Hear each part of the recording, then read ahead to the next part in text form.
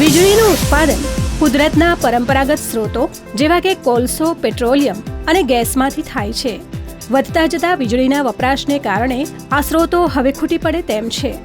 ઉપરાંત તેના લીધે હવા પ્રદૂષિત થાય છે, પર્યાવરણને નુકસાન થાય છે અને ગ્લોબલ વોર્મિંગની અસર વધતી જ જાય છે.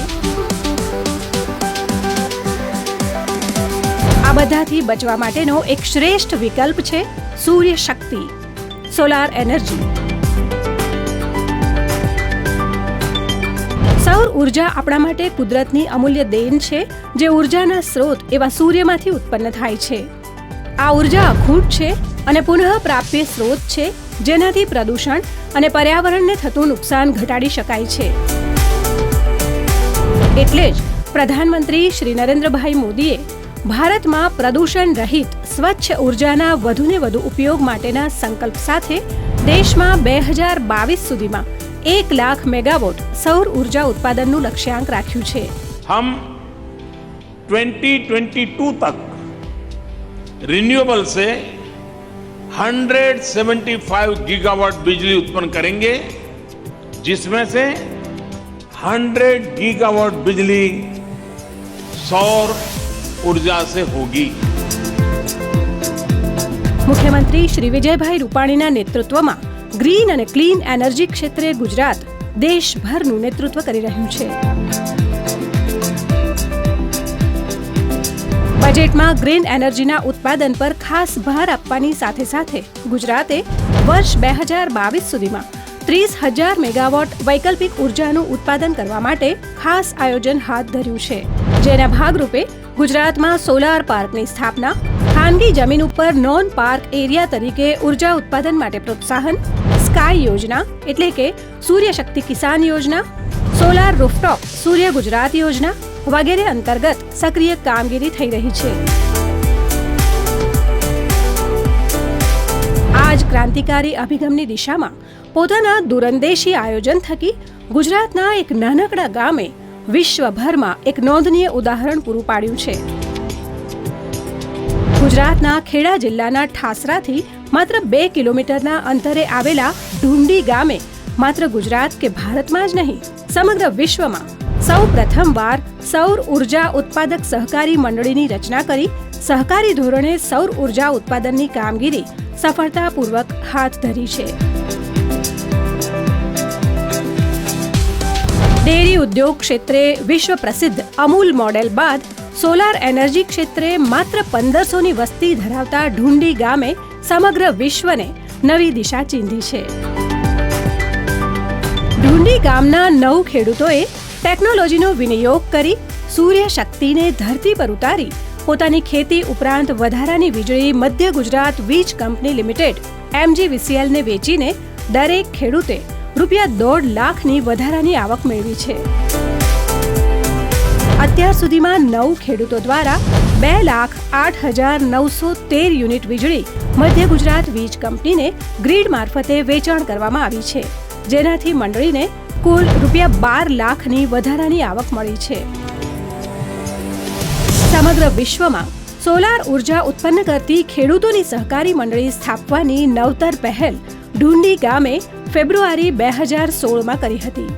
ઇનોવેટિવ મંડળી અન્વયે નોંધાયેલ આ સૌર ઉર્જા ઉત્પાદક સહકારી મંડળીમાં 16 જેટલા ખેડૂતો સભાસદ છે, જે પૈકી 9 ખેડૂતોને કોલંબો સ્થિત ઇન્ટરનેશનલ વોટર મેનેજમેન્ટ ઇન્સ્ટિટ્યૂટ અને Tata water policy programme Anand દ્વારા સોલાર પાવર મિશન હેઠળ 95% સહાયથી સોલાર સિસ્ટમ પૂરી પાડવામાં આવી છે.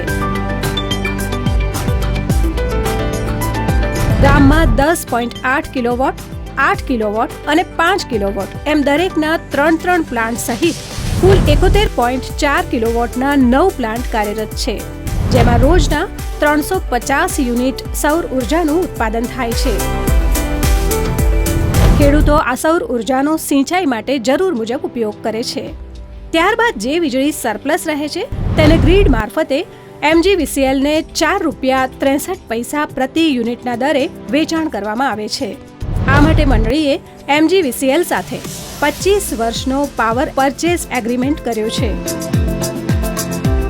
અગાઉ ખેડૂતો સિંચાઈ માટે ડીઝલ પંપનો ઉપયોગ કરતા હતા અને રોજના ₹500 થી 700 લેખે દરેકને મહિને અંદાજે ₹20,000નો ખર્ચ થતો હતો. એટલું જ નહીં, ડીઝલ લેવા જવા માટે સમય અને નાણાંનો પણ વ્યય થતો હતો, જેની હવે બચત થાય છે. સોલાર પંપથી સિંચાઈ થતા ગ્રીન અને ક્લીન એનર્જી મળવાની સાથે સાથે પ્રદૂષણ થતું અટક્યું છે. હવે ખેડૂતો અનુકૂળ સમયે સોલાર પંપથી પોતાના ખેતરમાં સિંચાઈનું પાણી આપી શકે છે. ખેતરમાં પાણી આપવા હવે રાતના ઉજાગરા કરવા પડતા નથી. વધારાની વીજળીના વેચાણથી ખેડૂતો દર મહિને અંદાજે ₹5,000 સુધીની પૂરક આવક મેળવે છે. વીજળીના વેચાણથી થનાર આવક મંડળીના સભાસદોને સહકારી ધારાધોરણ મુજબ ચૂકવવામાં આવે છે. ખેડૂતોને શરૂઆતના 2 વર્ષમાં નિર્ધારિત રકમ ઉપરાંત યુનિટ દીઠ ₹1.25 ગ્રીન એનર્જી બોનસ તથા ₹1.25 વોટર કન્ઝર્વેશન પણ ચૂકવવામાં આવ્યું છે. ઢુંડી ગામની સફળતાને પગલે સમગ્ર દેશની અન્ય એક ઇનોવેટિવ સૌર ઉર્જા મંડળી ચરોતર ખાતેના આંકલાવ તાલુકાના મુજકુવા ગામે ઊભી કરવામાં આવી છે. પ્રધાનમંત્રી શ્રી નરેન્દ્રભાઈ મોદીએ આ મંડળીનું ઈ લોન્ચિંગ કરાવીને તેની શરૂઆત કરાવી હતી. માની લો કે 10 ગામ આપણે પકડીએ અને 10 ગામમાં ખેડૂતો એની ખેતરની વાડ પર સોલાર પેનલ લગાવે અને સૂર્ય ઉર્જા પેદા કરે, સૂરજમાંથી વીજળી, અને એ વીજળી પોતાને જરૂર એટલી વાપરે, વધારાની ગુજરાત સરકાર ખરીદે. તમે મને કહો કે સહકારી પ્રવૃત્તિથી જેમ દૂધ ઉત્પાદન થાય છે, એવી જ રીતે સૂર્ય શક્તિ દ્વારા વીજ ઉત્પાદન થઈ શકે કે ન થઈ શકે. માનનીય પ્રધાનમંત્રીના આ પડકારને સ્વીકારી એનડીડીબીએ મુજકુવા ગામના 11 પ્રગતિશીલ ખેડૂતોને solar pump irrigation cooperative enterprise એટલે કે સ્પાઇસની સ્થાપના કરવા પ્રોત્સાહિત કર્યા. એનડીડીબીના આ અભિયાનમાં MGVCL, REIL અને IWMI પણ જોડાયા. પરિણામ સ્વરૂપ આજે મુજકુવા મંડળીના સભ્યો માત્ર મોબાઈલ પર એક ક્લિક કરીને સિંચાઈ શરૂ કરી શકે છે. ઉત્પાદિત વીજળી MGVCLને વેચવામાં આવે છે. મંડળીના સભ્યોને ગર્વ છે કે તેઓ નેશનલ સોલાર મિશનમાં જોડાયા છે. પોતાની આવક વધારવાની સાથે સાથે પર્યાવરણ સુરક્ષા માટે પણ તેઓ યોગદાન આપી રહ્યા છે. ખેડૂતોને દિવસ દરમિયાન જરૂરી વીજળી મળી રહે તે માટે સૌર ઉર્જાના ઢુંડી અને મુજકુવા ગામના અનુકરણીય મોડેલના પગલે રાજ્ય સરકારે પર્યાવરણને અનુરૂપ ખેડૂતલક્ષી એવી સૂર્ય શક્તિ કિસાન યોજના SKY સ્કાય અમલી બનાવી છે. સ્કાય યોજનામાં ખેડૂતોએ જોડાવા માટે GNLની વીજ કંપની સાથે સંપર્ક કરવો જોઈએ. આની અંદર કેન્દ્ર સરકારમાંથી 30% સબસિડી મળે છે, રાજ્ય સરકારમાંથી 30% સબસિડી મળે છે, અને બાકી 40% રહ્યા તેમાંથી 5% ખેડૂતોએ આપવાના હોય છે, અને બાકીના 35% રાજ્ય સરકાર ખેડૂત વતી સરકાર લોન લે છે. અને એ લોન ભરપાઈ કરવા માટે ખેડૂતને ₹7 7 વર્ષ સુધી મળવાના હોય છે. તેમાં ₹3.5 ખેડૂતને જે વીજ કંપની વીજ ખરીદે છે તે ₹3.5 ખેડૂતના ખાતામાં આપે છે. બાકી જે ₹3.5 સરકારમાંથી જે સબસિડી રૂપે મળે છે એ જે લોન લીધી છે તેને ભરપાઈ કરવા માટે આપવામાં આવે છે. રાજ્યના તમામ 33 જિલ્લાના 137 ફીડર પાયલોટ પ્રોજેક્ટમાં સમાવી લેવામાં આવ્યા હતા. ચાલુ વર્ષે તેમાં વધારો કરી 1000 ફીડર સમાવી લેવામાં આવ્યા છે અને ₹3600 કરોડની માતબર જોગવાઈ ફાળવવામાં આવી છે. યોજના અન્વયે રાજ્ય સરકાર 25 વર્ષ સુધી લાભાર્થી ખેડૂત પાસેથી વધારાની વીજળી ખરીદશે. 7 વર્ષ માટે ₹7 પ્રતિ યુનિટ અને બાકીના 18 વર્ષ માટે ₹3.50 પ્રતિ યુનિટના ભાવે.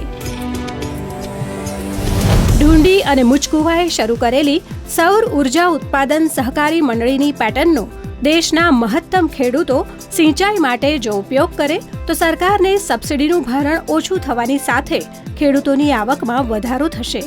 જરૂરિયાત મુજબ સિંચાઈના પાણીનો ઉપયોગ થતાં ભૂગર્ભ જળ સપાટી ઊંચી લાવી શકાશે.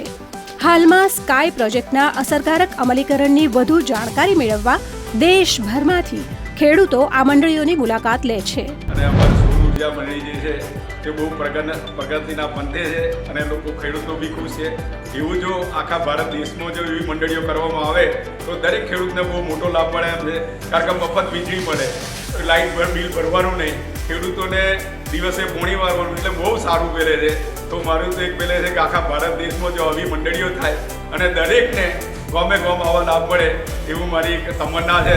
સૂર્ય શક્તિ કિસાન યોજના સ્કાય હેઠળ અત્યાર સુધીમાં રાજ્યમાંથી 3000 જેટલા ખેડૂતો જોડાયા છે. સોલાર ઉર્જા ઉત્પાદનની સાથે હવે ખેડૂતો ડ્રીપ ઇરિગેશન તરફ વળ્યા છે. ખેતીમાં નવીન અને સુધારેલ બિયારણ તથા રાસાયણિક ખાતર અને જંતુનાશક દવાઓનો સપ્રમાણ ઉપયોગ કરતા થયા છે, જેના પરિણામે ખેતીનો ખર્ચ ઘટતા ખેડૂતો આર્થિક રીતે સમૃદ્ધ બન્યા છે. સૌર ઉર્જા સહકારી મંડળીના નવતર સફળ પ્રયોગ થકી ગુજરાતને વિશ્વના નકશા પર એક નવી ઓળખ મળી છે. ઢૂંઢી અને મુજકુવા ઉર્જા ઉત્પાદક સહકારી મંડળીઓની દેશ વિદેશના પ્રતિનિધિ મંડળો સહિત રાજ્યના ઉર્જા મંત્રી શ્રી સૌરભ પટેલ તેમજ કેન્દ્રીય ઉર્જા સચિવે પણ મુલાકાત લીધી છે. ગુજરાત દેશમાં સતત સૂર્યપ્રકાશ મેળવતું રાજ્ય છે. કુદરતની આ અખૂટ શક્તિને સૌર ઉર્જામાં રૂપાંતરિત કરીને ખેડૂતો પ્રધાનમંત્રીની પરિકલ્પનાને સાકાર કરી રહ્યા છે. રાજ્ય સરકારના સતત સહયોગ અને માર્ગદર્શન હેઠળ ખેડૂતો સહકારી ધોરણે સૌર ઉર્જા ઉત્પાદનની નવી ક્રાંતિકારી પરિવર્તનની દિશા તરફ સફળતાપૂર્વક આગળ વધી રહ્યા છે. આ નવી પહેલથી વીજ કંપનીને નાણાં ચૂકવવામાંથી ખેડૂતો મુક્ત થયા છે. તેમને સતત વધારાની પૂરક આવક મળી રહી છે. તેઓ હવે વીજ વપરાશકાર મટીને એનર્જી સપ્લાયર બન્યા છે. તેમનું જીવન ધોરણ ઊંચું આવ્યું છે. એક સ્વસ્થ તંદુરસ્ત સમાજની રચનાના તેઓ સહભાગી બન્યા છે. સહકારી ક્ષેત્રે સૌર ઉર્જા ઉત્પાદન ઉજાસમય ભવિષ્ય તરફ એક વધુ કદમ.